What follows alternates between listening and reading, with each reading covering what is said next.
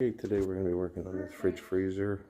I can leave the door no open. cooling, so we're going to get in and do some diagnostics. Okay, so we've got the evaporator exposed. See, we have a nice ice ball buildup on the entrance to the evaporator. So that's a sign of two things it could be. It could be a restriction or it could be low on refrigerant. I'm thinking low on refrigerant, but we're going to do some tests down below to determine restriction or low on refrigerant. Okay, so we've got all our floor protection down. Like I say, got to take care of the customer's assets. We've got the bottom exposed. Do our compressors. So now what we'll do is we'll get on there and determine if it's a restriction or if it's a low on refrigerant condition. Okay, so we have a nitrogen charge in there, a little bit of trace gas.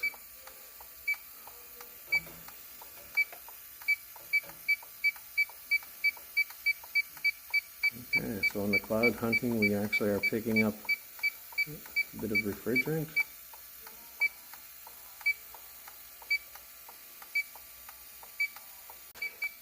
As you can see, we've got a hit along the tubing there, so now we're going to go and do some bubble tests. Now with the cloud hunting feature, it may not pinpoint where it is. We're going to switch over the detector to pinpoint mode and pinpoint. What we're doing is just picking up a little bit of refrigerant that's coming out, and it may not necessarily be coming out right where your detector is, but somewhere along in that area we're getting hits on the refrigerant.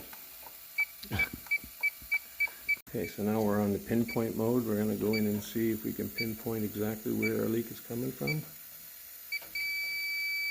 It's definitely coming out of the evaporator tubing or under that connection that's got that little bit of a rubber sleeve on it. We're definitely getting hits, so it's going to be the area of our leak. What we're going to do is use the big blue and we're going to confirm. So we're going to soak that whole area down.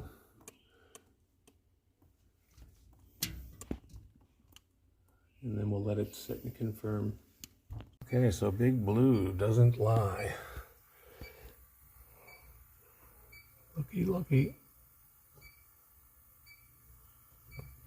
Such a tiny little leak. But the Infocon found it and we confirmed it with big blue.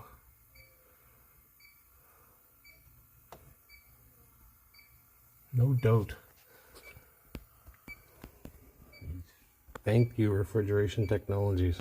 Okay, so we're ready to braze the new evaporator in. We did the cap tube quickly. Now we're just going to do the suction line. And where that aluminum meets the copper, you want to protect that. So one of the best products that I use is by Solder Weld. It's the hot block. It absorbs the heat before it gets to the aluminum. It seems to work really well. So let's get at that and braze it up. Okay, so our pressure test passed. Now we're just got our vacuum pump on there. And we're going to pull the system down, get down into our below 500ths, do a quick decay test, and then we'll put some refrigerant in the system. Okay, so we're getting down there. We're down to our 390, which I like to be in the 300s. Now we'll do a quick decay test, and if it passes, we'll be ready for refrigerant. We'll also give this mess a clean. Yuck. So whenever we finish off a sealed system, before we put our caps on, just put a little dab of Nylog just to help seal those threads.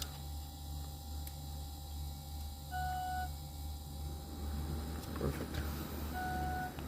Okay, we're looking good. Nice cold pattern down the back. Our air is dropping down.